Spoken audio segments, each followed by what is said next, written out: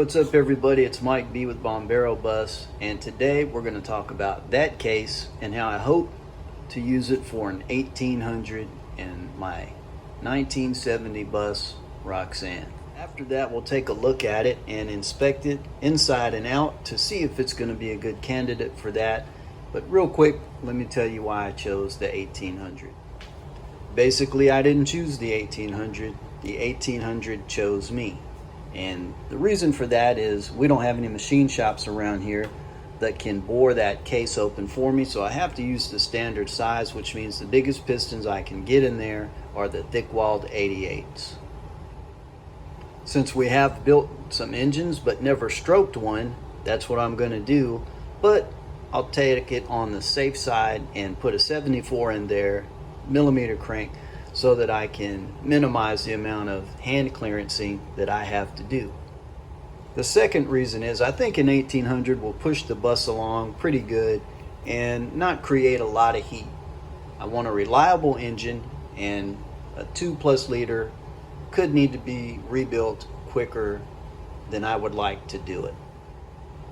The third reason is I don't mind doing some oil modifications, but I don't want to have to get into tapping this case for full flow, mounting an external oil cooler with an electric fan. So I want to keep the oil mods to a minimum on this engine. Another reason is my gearbox and transaxle on the bus. If I build a bigger engine than 1800, I'll probably produce power that I'll never even see at the wheels due to that cumbersome gearbox. And lastly, which probably should have been first, is of course budgetary constraints. I need to salvage everything I can off of my other engine to use on this one. If I build too big, I'll have to get bigger valves, bigger carbs, etc. Most of you know the can of worms that could open. So with that being said, 1800 it is for me. And now let's crack this case and look at it closer. AS41 magnesium case. The number on it is AE, and I looked it up. That means it's a 7172 case.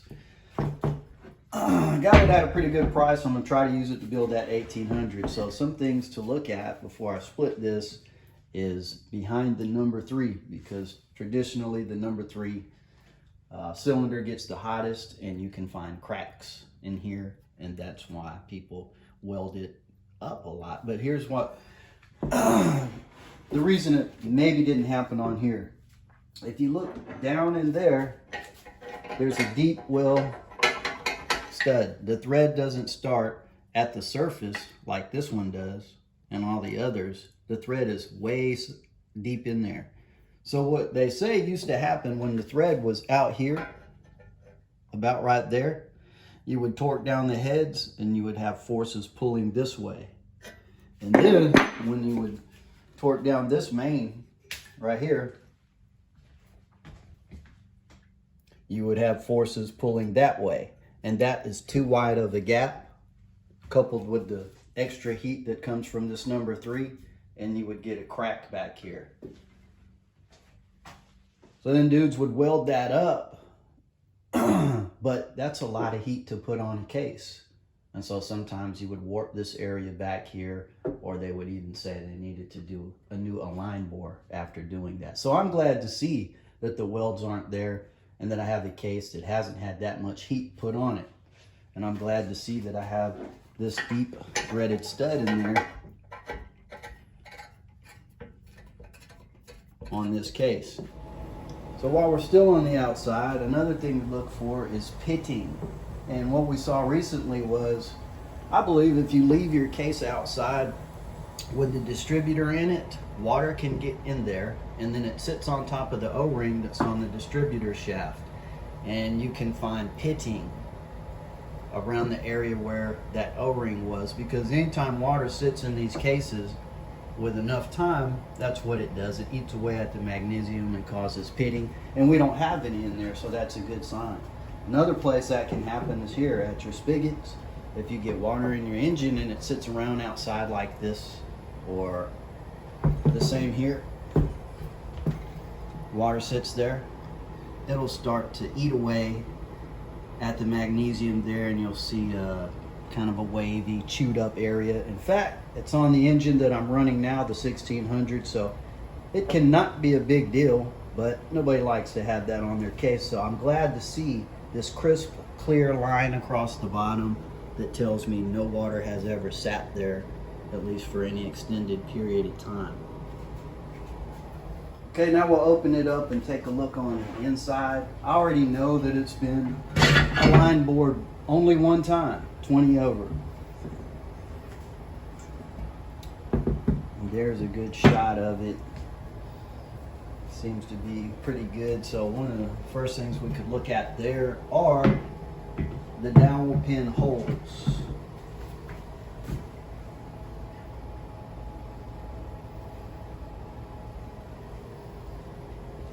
So we're going to look here at the dowel pin holes. None of them seem oblong or wallered out. And what I will do is put dowel pins in there eventually, put the bearings on, and torque this case down, and then inspect it with a light for hairline cracks. But just on the inside, some of the first things I can think of is those dowel pin holes. And we got these stock lifters, and I'm gonna drop them in there. They fit really good. They're not wobbling around in any of the lifter holes, so that's another good sign. Another thing we're looking for is just around here where it makes a seal. People can get tempted to dig a screwdriver in there to split this case, and it doesn't look like that happened anywhere on this one. They do, pretty common to do it up here where they know the seal's not going to be, and this one already had that, but that's kind of to be expected. But the surface along here looks to be in pretty good shape, and I can't find any areas where somebody just dug in there and pried it and put a groove in it.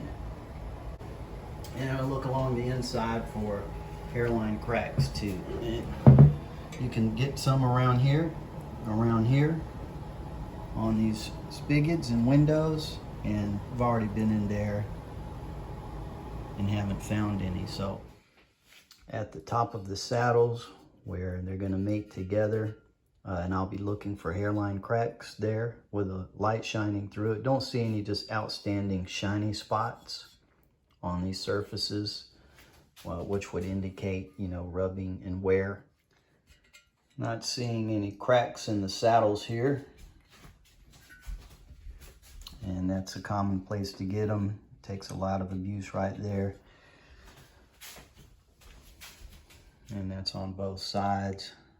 So like I said, the case still needs a lot of cleaning. This is just an initial look to see if ordering parts for this case is worth it. And if it works out, hey, and it saves me $1,000 on a new case, that's gonna be great. One thing that's still not for sure is if you see this side of the case has a stud in it to mount to the transmission, and this side does not. So I haven't fully cleaned this case yet, but when I look in there, I see some signs of threads, and I don't think there's an issue with it, but for some reason there's no stud in there. If it is, then I am going to have an issue of, you know, having to tap that and deal with it. So that's one thing that we're still unsure about. This is, I scribed this in there, the 20, so that, you know, in the future, if I forget or anybody else, who knows, would know that this has been a line bored one time, 20 over. But you should take your measurements anyway. And as I said, this case has been a line bored one time, but without a thrust cut. But I like this nice sharp line I'm seeing here. And when I put the bearing on there, the number 1, there's no wiggle back and forth. So if the end play got too bad and that bearing was wiggling back and forth like this while it was running, it would bang this out and you would need a thrust cut there. It looks like didn't need one, so they didn't do one, and that looks pretty good to me. A first glance at the rear of the case doesn't show any issues jumping out with any of the oil galley plugs. They seem to be a good fit, no sign of, you know, oil leaking out of there or where they had to do any JB Weld repairs. And as I've already mentioned, we don't have any machine shops around here, so could I have this professionally decked? No. And it doesn't look like I'm gonna mess with it because it looks pretty good. It's nice and flat. It's got a lot of lip left on it, on all the cylinders. So here's what I'm gonna do just to satisfy myself on that. There we have it. So let's take a look. I'm gonna put this straight edge across there. Again, this is the 3 and 4 side, the one I'd be more worried about. And look at how flat that is across there. Next, I'll put the dowel pins in. I'll put the bearings in. I'll torque the case halves together, and we'll shine a light through there to see if they come together well. I went and got another light so that you could look close up with me. And there you have the number 1 main bearing. Looks like to be a good fit. The number 4 out here, good fit. And one of the things I get worried about is this split bearing on the number 2 is, did it come together proper since it has a seam? Come on, camera. No. There you go. You see the seam on that bearing up at the top and at the bottom? So it looks to have come together pretty good. And now let's see if we can get some down the barrel shots. All right, so I don't know, the camera's not focusing well, but for sure, and I've seen it before, if this wasn't mated up well, you would be seeing cracks at those case halves. Let's see if I can get in here on this one. I mean, that light is right behind it now and would be showing cracks. I've got nothing coming from that direction. Let's check this direction.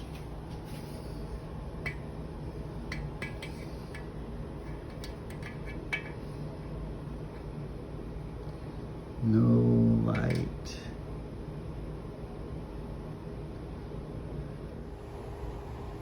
So another thing that I've learned can happen, especially with these aftermarket bearings today, is that if you look in these main bearing saddles, we talked about the dowel pin holes, but there's also oil holes. So oil is going to want to come out of that passage and basically make it into the groove of this bearing, where it can travel around it, find its way into that hole, and basically get oil in and around the crank. So the problem is, if the groove on this bearing doesn't line up perfectly with that oil hole, you'll be limiting the amount of oil that's feeding your bearings and crank. So there's an old trick for that, and I'll show you how I'm gonna do it real quick on this case. So what I'm gonna do is, I have just a little bit of grease here, and we'll get a little dab, not too much, and we're gonna put some around that hole there.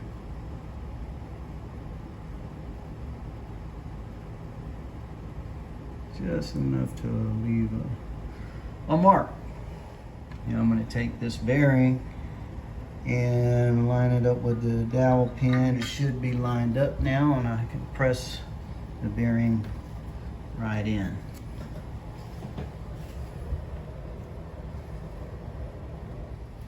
And it looks to be seated pretty good. All right, now I'm going to pop it back out, and let's take a look.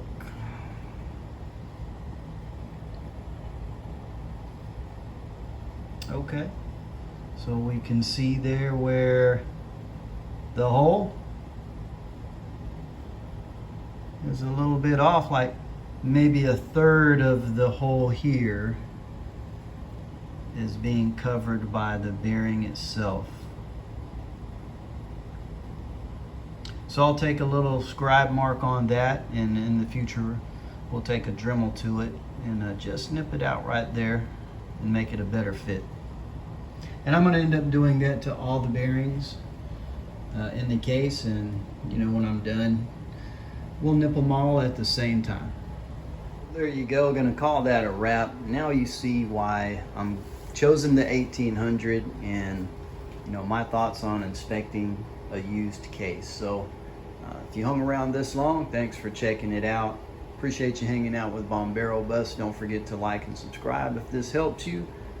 If not, leave a comment and let me know what's up. But I think pretty soon here I'm going to get to order some more parts for this.